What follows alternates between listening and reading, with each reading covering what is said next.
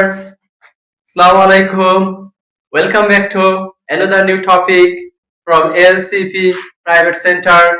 Today we are going to start another new important topic that will be upgrade your basic English.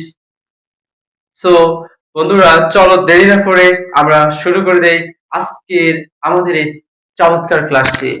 সুপ্রিয় শিক্ষার্থী বন্ধুরা, অনেকে guess করতে পারতেছো চমৎকার ক্লাসটি কি হতে পারে। আমাদের এই ক্লাসের মধ্যে আমরা আজকে আয়ত্ত করব যে সকল বিষয়গুলো এসএসসি এবং এইচএসসি, আমার এসএসসি এবং এইচএসসি দুই ব্যাচের মধ্যে যারা বারবার আমাকে বলে স্যার আমরা পারি না, কি হতে পারে, সেই টপিকসটি হচ্ছে প্রিপজিশন। আজকে আমাদের টপিকস হচ্ছে সুপ্রিয় শিক্ষার্থী বন্ধুরা প্রিপজিশন নিয়ে আলোচনা করা।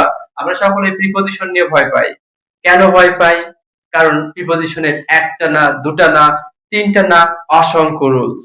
এই অসংখ্য রুলস এর কারণে আমরা প্রিপজিশন মনে রাখতে পারি না। সুপ্রিয় শিক্ষার্থী বন্ধুরা, তোমাদের ভালোর জন্য, তোমাদের দ্রুত পারার জন্য, তোমরা যাতে সুবিধা হয় তোমাদের এই প্রিপজিশন পড়তে, এজন্যই আমি এমডি সোহেল রানা নিয়ে এসেছি আজকে প্রিপজিশনের একটি চমৎকার ক্লাস। এই ক্লাসটা সেই পারবে যে প্রথম থেকে শেষ পর্যন্ত দেখবে। সুপ্রিয় শিক্ষার্থী বন্ধুরা, আজকে আমরা প্রিপজিশন নিয়ে আলোচনা করব। শুরুতে প্রিপজিশন সম্পর্কে কিছু বলতে চাই। আসলে প্রিপজিশনটা আসলে কি? প্রিপজিশনের বাংলাটা আমরা মনে রাখবো। প্রিপজিশন শব্দটির অর্থ হচ্ছে পদান্বয়ী অব্যয়। এবং একটা বিষয় তোমরা মাথায় রাখবা, এটা হচ্ছে অ্যাডমিশনে দেখা যায় একবার আসছিল যে বলা হয় এরকম করে, প্রিপজিশন শব্দটি কোন পার্ট অফ স্পিচ? প্রিপজিশন শব্দটি একটি নাউন। এখন এই বিষয়টা যাদের সমস্যা থাকবে তারা অবশ্যই কমেন্ট বক্সে জানাবা। আমাদের কাজ হচ্ছে প্রিপজিশন সম্পর্কে জানা। সুপ্রিয় শিক্ষার্থী বন্ধুরা, এই প্রিপজিশন শব্দটির অর্থ হচ্ছে পদান্বয়ী অব্যয়। পদান্বয়ী অব্যয়টা কি? একটা বিশেষ্যের সাথে আরেকটা বিশেষ্যকে, একটা বিশেষ্যের সাথে আরেকটা সর্বনামকে যুক্ত করবে যে শব্দটা, তাকেই আমরা বলতেছি পদান্বয়ী অব্যয় বাংলা ব্যাকরণে। তাহলে ইংলিশে কি বলবো? একটা নাউনের সাথে আরেকটা নাউনকে, অথবা একটা নাউনের সাথে একটা প্রোনাউনকে যে ওয়ার্ডটা যুক্ত করবে তাকেই বলবো আমরা প্রিপজিশন। তাহলে এটার কাজ কি? একটা নাউনের সাথে আরেকটা নাউনকে, একটা নাউনের সাথে একটা প্রোনাউনকে সম্পর্কিত করা, যুক্ত করা, দুটার মধ্যে কম্বিনেশন করা, যে করবে ওয়ার্ডটি, সেটাই হচ্ছে প্রিপজিশন। এই প্রিপজিশন আমরা পড়তে গেলে অসংখ্য রুলস পাই। অসংখ্য রুলস এর কারণে মুখস্থ করতে পারে না। তোমাদের সুবিধার্থে নিয়ে এসেছি আমি একটি কবিতা, যার মাধ্যমে আমরা এই প্রিপজিশনের অলমোস্ট এভরিথিং আমরা জানতে পারবো। সুপ্রিয় শিক্ষার্থী বন্ধুরা, তোমাদের জন্য এত কষ্ট করে এই ভিডিওগুলো বানানো হচ্ছে। আশা করি সকলেই কমেন্ট করবা, সাবস্ক্রাইব করবা এবং আমার এই চ্যানেলটি শেয়ার দিবা। এতে করে আমি অনুপ্রাণিত হব পরবর্তী তোমাদের জন্য এরকম চমৎকার ক্লাসগুলো নিয়ে আসতে। চলো কথা না বলে, দেরি না করে শুরু করে দেই আজকের আমাদের এই গ্লোরিয়াস, এই চমৎকার ক্লাসটিকে। তো সুপ্রিয় শিক্ষার্থী বন্ধুরা, আমাদের এই প্রিপজিশন ক্লাসটি আমরা তোমাদেরকে দেখানো হচ্ছে। দেখো যে আসলে প্রিপজিশনকে আমরা ছন্দের মাধ্যমে কিভাবে শিখতে পারি। ছন্দটা হচ্ছে, বলা হয় শহর, নগর, প্রদেশ ও দেশ, এদের আগে ইন বসিয়ে করবে কাজ বেশ।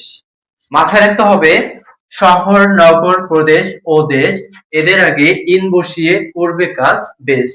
আবার বলা হচ্ছে প্রভাত, দুপুর, গোধূলি ও রাত, এদের আগে এক বসিয়ে দেখাইবে সবাইকে বাজিমাত।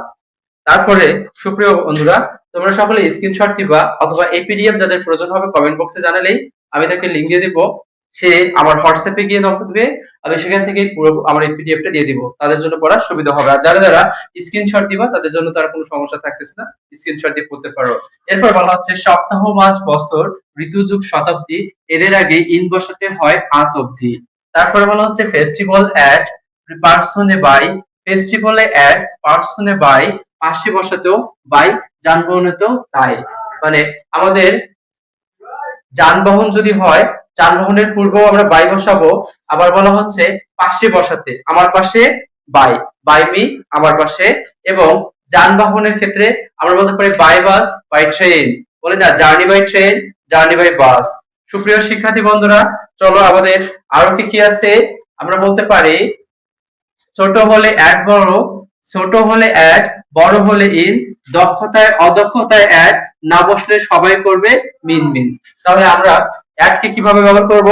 অ্যাড কে ব্যবহার করার টেকনিক হচ্ছে, আমাদের ছোট হলে অ্যাড, বড় হলে ইন, দক্ষতায় অদক্ষতায় অ্যাড, না বসলে সবাই করবে মিন মিন। সুপ্রিয় শিক্ষার্থী বন্ধুরা, দেখো দেখতেই থাকো সুন্দর একটি কবিতা, যার মাধ্যমে আমরা প্রিপজিশনকে আয়ত্ত করতে পারতেছি, যেগুলো আমরা মুখস্থ করি, মুখস্থ করতে গেলে আমাদের মুখস্থ থাকে না। কিন্তু আজকে তোমাদের জন্য এই সুন্দর একটি কবিতা, তোমাদের এই যে মুখস্থ না করেও একটি কবিতা যেটাকে ছন্দ, মানে ছন্দ থাকলে আমরা মুখস্থ করে আমাদের জন্য কি হয়, অনেক ইজি হয়। আমরা খুব ইজিলি কি করতে পারি, মুখস্থ করতে পারি, এবং প্রিপজিশন আমাদের মাথায় থেকে যাবে। সুপ্রিয় শিক্ষার্থী বন্ধুরা, দেখাও, বাহির থেকে ভিতরে ব্যবহার করো রে, ভিতর থেকে বাহিরে হয় আউট, আউট অফ এ, এটা না বুঝলে মুড থাকবে অফ। তাহলে এখানে বলা হচ্ছে বাহির থেকে ভিতরে ব্যবহার করো রে, তাহলে এখানে একটা বিষয় মিসিং আছে। যখন আমরা বাহির থেকে ভিতরে প্রবেশ করব, দ্যাট মিন্স আমরা যখন কোনো একটা রুমের মধ্যে, কোন একটা ভবনের মধ্যে যখন বাহির থেকে প্রবেশ করব, বলা হচ্ছে বাহির থেকে ভিতরে ইনটু ব্যবহার করো রে, তার মানে আমাদের এখানে ইনটু হবে। আর ভিতর থেকে বাহিরে হয় আউট অফ, এটা না বুঝলে মুড অফ হবে। তাহলে আমরা কি করব, যখন বলা হচ্ছে যে ভিতর থেকে বাহিরে হয়, মানে এই রুমটা থেকে আমি আমার রুম থেকে যখন বাহিরে যাচ্ছি আউট অফ, এবং বলা হচ্ছে আমি যখন রুমের ভিতরে যাচ্ছি চলমান অবস্থায় ইনটু, তাহলে আমাদের রুলসটা আবার বোঝাই, বাহির থেকে ভিতরে, ভিতরে যখন যাব ইনটু, ব্যবহার করো রে, ভিতর থেকে বাহিরে হয় আউট অফ, এটা না বুঝলে মুড থাকবে অফ। এরপর বলা হচ্ছে লেগে থাকলে অন হয়, নইলে অ্যাবভ হয়, শুরু থেকে বোঝাতে সিন্স নইলে ফর হয়। তাহলে আমাদের বলা হচ্ছে দেখো, লেগে থাকলে অন হয়, নইলে অ্যাবভ হয়, শুরু থেকে বোঝাতে সিন্স নইলে ফর হয়। সুপ্রিয় শিক্ষার্থী বন্ধুরা, এই টপিকস গুলো মুখস্থ করো, পরবর্তী ক্লাসে ইনশাআল্লাহ এগুলোকে নিয়ে ব্যাখ্যা করা হবে, তোমাদের জন্য বুঝতে অনেক ইজি হবে। তো আমাদের এই কবিতাটি আমরা আরো যদি দেখি, গতি বোঝাতে, গতি বোঝাতে, সেটা কি দিয়ে, ওপর দিয়ে যদি গতি বোঝায়, মানে আমার মাথার উপর দিয়ে যাচ্ছে, সেটা গতিশীল অবস্থায় যাচ্ছে। যখন এরোপ্লেন যায়, ঠিক সেম ভাবে বলা হচ্ছে গতি বোঝাতে ওভার, নিচে হয় আন্ডার, মানে নিচে, টেবিলের নিচে, গাছের নিচে, এরকম বোঝাতে আমরা কি বলবো, আন্ডার। তাহলে বলা হচ্ছে সুপ্রিয় শিক্ষার্থী বন্ধুরা, গতি বোঝাতে ওভার, নিচে হয় আন্ডার। এরপর আমরা যদি আরো বলি, আমাদের এই ছড়া বা এই কবিতাটির অন এগিয়ে গতি হলে শেষ হয় অন টু, এবং সাথে বোঝালে উইথ, দিক বোঝাতে টু। তাহলে সাথে বোঝাতে উইথ, দিক বোঝাতে কি হবে টু, কারো সাথে যাচ্ছি উইথ, কারো দিকে যাচ্ছি টু। তাহলে কারো সাথে যাচ্ছি, আমি আমার বন্ধুর সাথে যাচ্ছি উইথ ফ্রেন্ড, আমার বন্ধুর দিকে যাচ্ছি, বন্ধু আসছে এখানে, আমি আমার বন্ধুর কাছে যাচ্ছি, তার মানে দিকে যাচ্ছি টু, আর বন্ধুকে সাথে নিয়ে যাচ্ছি, তাহলে কি হবে উইথ। ক্লিয়ার? তো আমাদের তাহলে এই প্রিপজিশনের এই টপিকস আমরা যদি ক্লিয়ার করতে চাই, আরো বলা হচ্ছে দেখো, যে এর বোঝাতে অফ হয়, ভিতর দিয়ে যেতে হলে থ্রো। তার মানে আমাদের এর যদি বোঝাতে রহিমের বোঝায় কলমের, তাহলে অফেন, কলমের, তাহলে এভাবে বলা হচ্ছে যে এর বোঝাতে অফ হয়, ভিতর দিয়ে যেতে হলে থ্রো, এপাশ থেকে ওপাশে যেতে অ্যাক্রস, এভাবে প্রিপজিশন শিখলে নেই কোনো লস। তারপরে এক পাশ থেকে অন্য পাশ, নদীর এক পাশে দাঁড়িয়ে বলে কি, বন্ধুকে ডাকতেছি আমরা, বা রাস্তার এক পাশ থেকে অন্য পাশে ডাকতেছি, এই যে এক পাশ থেকে অন্য পাশ বোঝালে হবে অ্যাক্রস।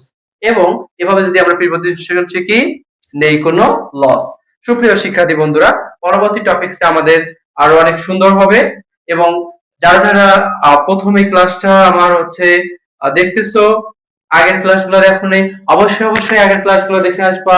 আগের ক্লাসগুলো অনেক অনেক হচ্ছে কি ফ্লুয়েন্টলি দেওয়া আছে, বেসিক ক্লাস, এবং আশা করি সকলে ভালো ভালো হচ্ছে ওইখান থেকে কিছু পাবা, যার ফলে বেসিক গুলো অনেক স্ট্রং হবে। তো আজকে এ পর্যন্তই। সকলে অবশ্যই অবশ্যই যদি এই ক্লাসটি ভালো লাগে থাকে, সাবস্ক্রাইব এবং কমেন্ট করতে ভুলবো না। তো আজকে এ পর্যন্তই, দেখা হচ্ছে আগামী ক্লাসে। সুপ্রিয় শিক্ষার্থী বন্ধুরা, আল্লাহ হাফেজ।